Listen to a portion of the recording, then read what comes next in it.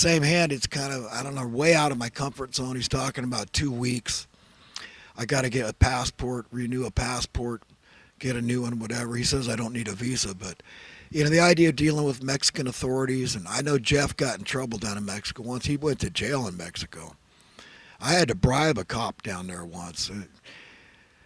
Long story, but there's this pitch black outdoor mall, and I walk and I pee in a planter box with some friends. We were going to Husong's Cantina. This is in Ensenada, a very popular place to party. And I probably was a teenager, late teen, something like that. I can't remember.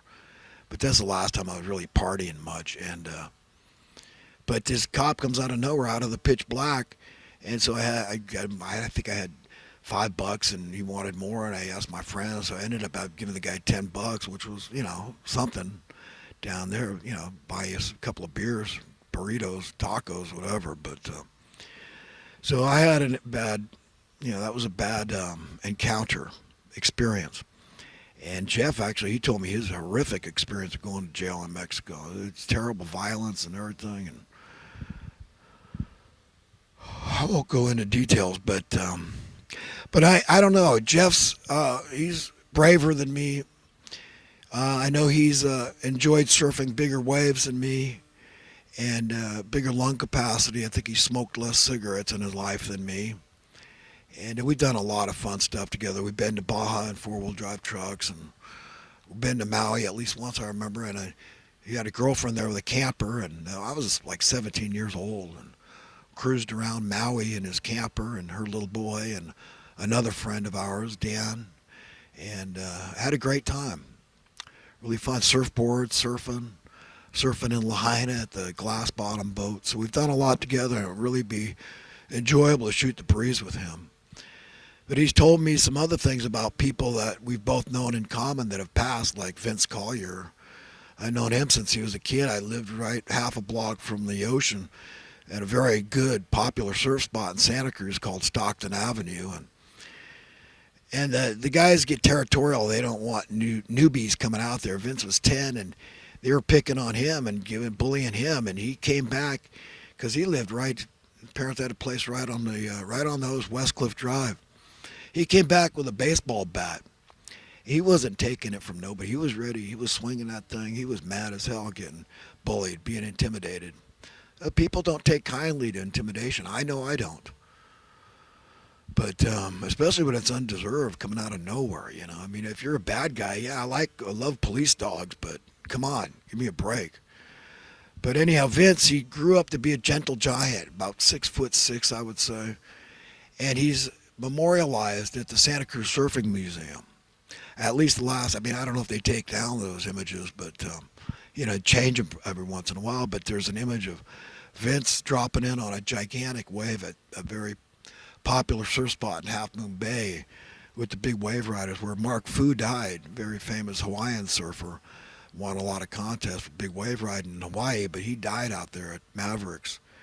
But Vince died of a heart attack. I just found out from Jeff, because I was always wondering, did he die surfing? Did he die from, I don't know, was he doing heroin? But yeah, he died. He was several years younger than me, so it's sad. And now he told me of another friend, Mike Threet.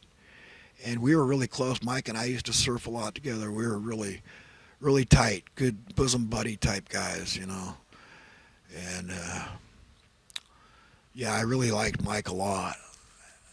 Got married. He and his girlfriend, I guess, turned out to be his wife, the mother of his children.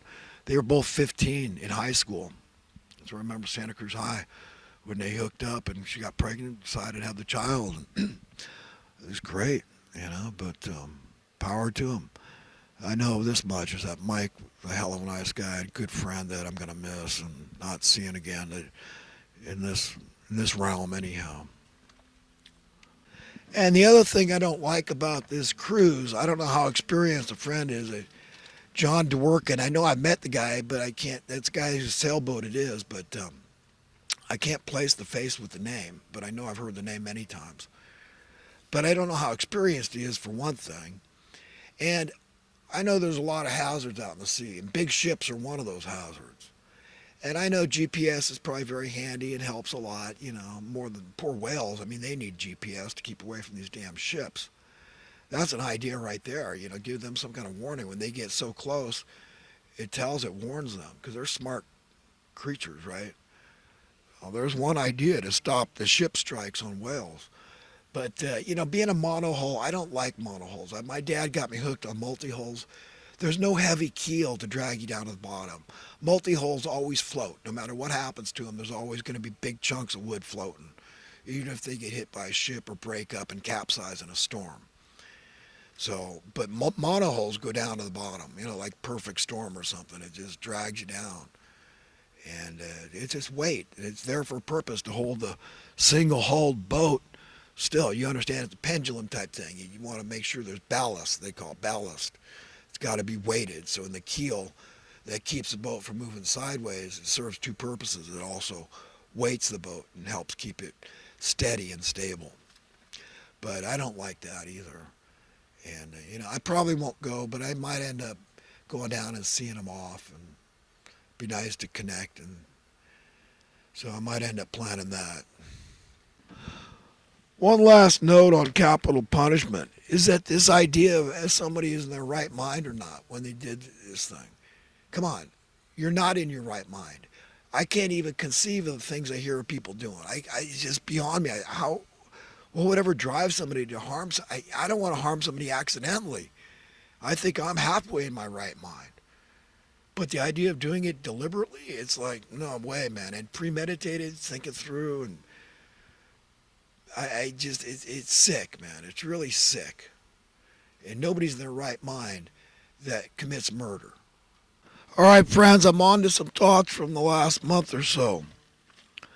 Natural law dictates that girls rule, even when boys appear to, and I mean male and female. One is not dominant, and one is not recessive. Tell me which one it is, okay? Because I don't care how dominant you are, if you don't have the base, then you're powerless. Without the female, a man has no power. The best part in my mind of being a man is the female. Ladies, you're wonderful. I love them all. I really do. I mean, it's sad to say, but I mean, I really wish that I could have. I totally understand King Solomon, 1,000 wives. I mean, but that's an awful lot. Maybe 100, right? But they're just awesome creatures, just beautiful. I mean, unsurpassable beauty. They're sacred. They're glorious. They're precious. They're very special. I mean, men are very special creatures too. We're made in the image and likeness of God, but I mean, the female is just like, we all came out of a woman. It's just such an awesome, this godly relationship. The dynamics are so God-driven. The desire, the irresistible nature, the way God made it, and it's rife throughout creation. All the fauna is similar. I mean, even the flora often is male and female. It's just so beautiful. The way God made it is, you couldn't. I mean, no artist could ever improve. No doctor can do what God has done. Really, no doctor can do that. No surgeon, and no artist can reproduce the beauty that God has in the female and the woman. No way. Unsurpassable beauty.